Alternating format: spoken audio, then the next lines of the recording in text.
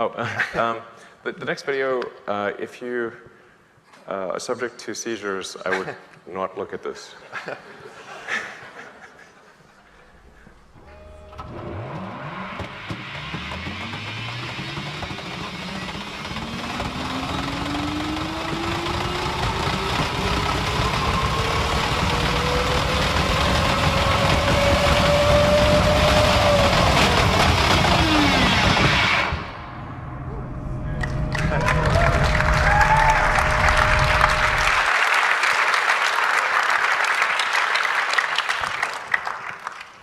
So that was a video of a test pod ride that we did in the Hyperloop tunnel. So we have like a roughly 0.8 mile vacuum tube at just by SpaceX. It's about 5 or 6 feet in diameter, and we've been able to go a couple hundred miles an hour, and we think probably. We're aiming for around to go over 300 miles an hour, but accelerate all the way 300 miles an hour and brake, and that's in a vacuum tunnel.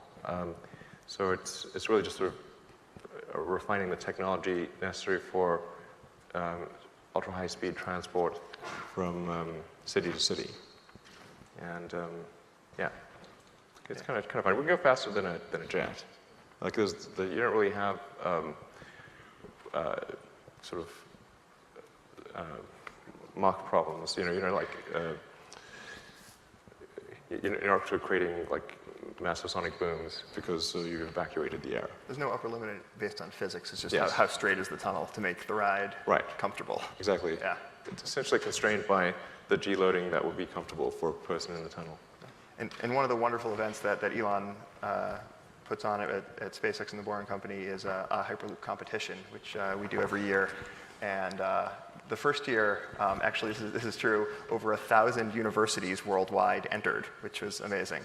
And then we narrowed it down to 20, and then 20 came and actually competed at SpaceX. Fastest pod wins. And last year, a team won at 202 miles an hour. That's a student team building a pod in 9 months.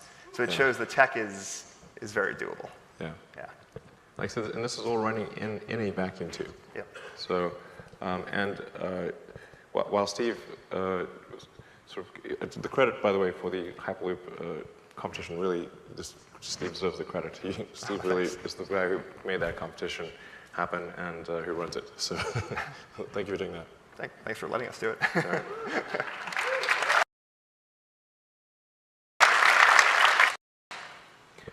All right, so what we're aiming for with this tunnel is a north-south tunnel parallel to the 405, and it's really intended to learn more about what it takes to build a tunnel on the sort of north-south geology of Los Angeles.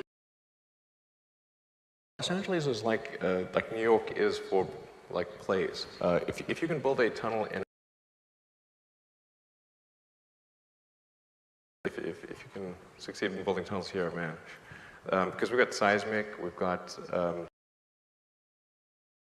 the water table, you've got like very complicated and utilities everywhere. Yeah, utilities everywhere. So it's a very very complex thing, and we have an east-west tunnel that's almost completed in Hawthorne that's parallel to the 105. So we have an east-west kind of research or test tunnel, and we think it would be good to have a north-south one as well. So we're going to have a good cross-section of the geology in LA.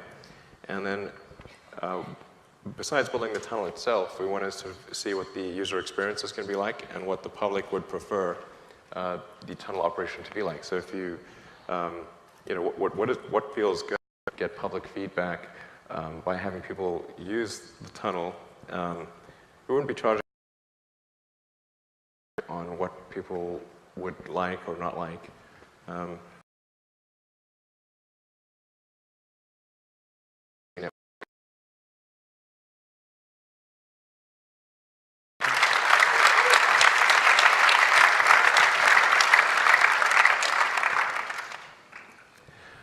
Yeah, so the people will be wondering, like, well, how is this going to affect me? And the important thing is that there'll be no street closures. We're not tunneling beneath any homes or businesses. If anyone can detect that we're digging a tunnel, we'd be glad to hire them because they have some very impressive detection equipment. Literally, walking on the surface creates more vibration than the tunnel boring machine. It's really quite difficult to detect when a tunnel is being dug.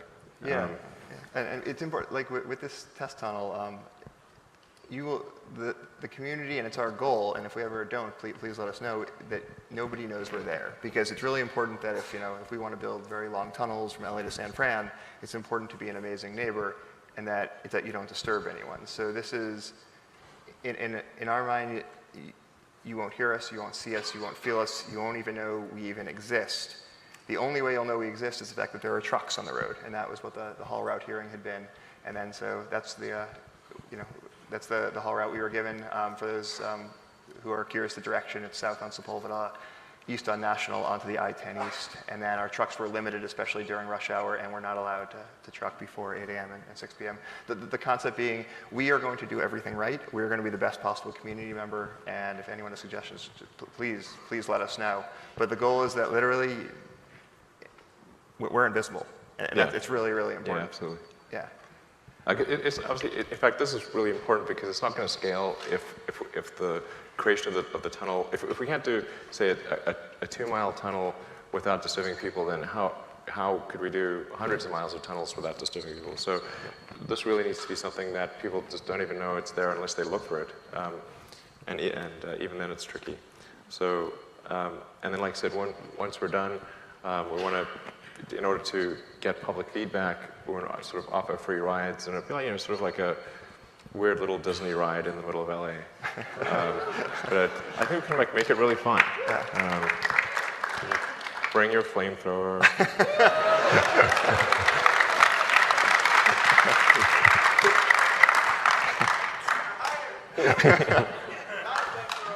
Yeah. Yeah, he's got a good point. It's not a flamethrower. Oh, it's all right. Keep making that mistake. All right, so we're working closely with the city of LA and with Metro to make this happen. So,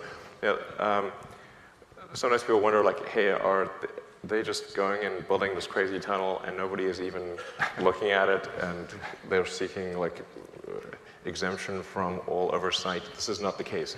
There are a zillion permits that need to be approved for this tunnel. So there's a huge number of city permits, county permits, state permits.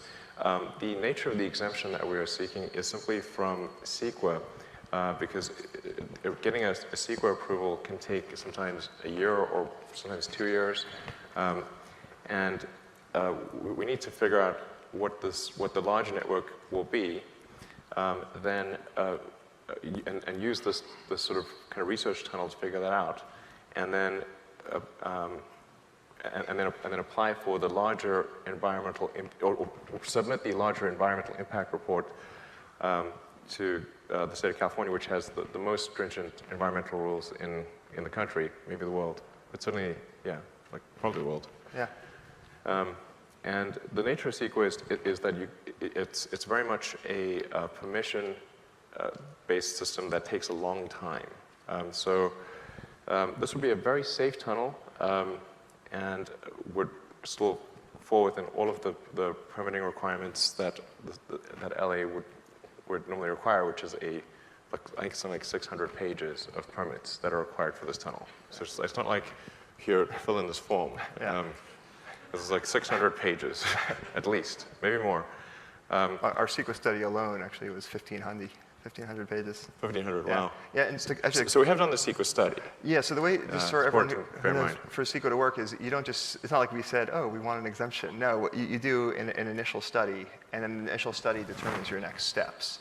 And so, I mean, like we were talking about, literally there's no environmental impact. And so we did this 1,500-page study, submitted the study, and then the city of LA determined that an exemption was appropriate.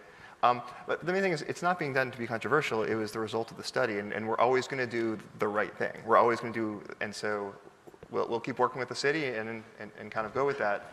But yeah, there are an enormous amount of permits. And then for a larger system, I mean, to be frank, we don't right now know what that system would be, because we need such an enormous amount of community feedback and to know, because Elon's always very clear with me and the team, we must do the most useful, helpful thing possible. And I don't think we yet know what that correct alignment is yet, and we can't wait to get feedback on what it is. And then, yeah, then we go through a full EIR and go for it. But right now, you know, the goal is really that test tunnel. And then with the metro has been wonderful, and our goal is to complement the metro as much as possible. One thing we do talk about is, you know, and this is just us, is that, you know, the Purple line's amazing, the Expo line's amazing. It would be neat to connect them. 2-minute trip, which would be really, really interesting. And so just thanks to the metro for their support. Yeah, absolutely. So yeah, we feel like we just reinforce what Steve is saying. We want to connect with and supplement existing transport systems. So if we do things like help connect 2 subway lines in LA, that'd be great. If obviously having us sort of like many stations come out at subway stations, at bus stops, at you know, LAX and Dodger Stadium and various other places, that's going to make a lot of sense. We're trying to maximize the usefulness of this system while having it not be not affect people's lives as it gets created.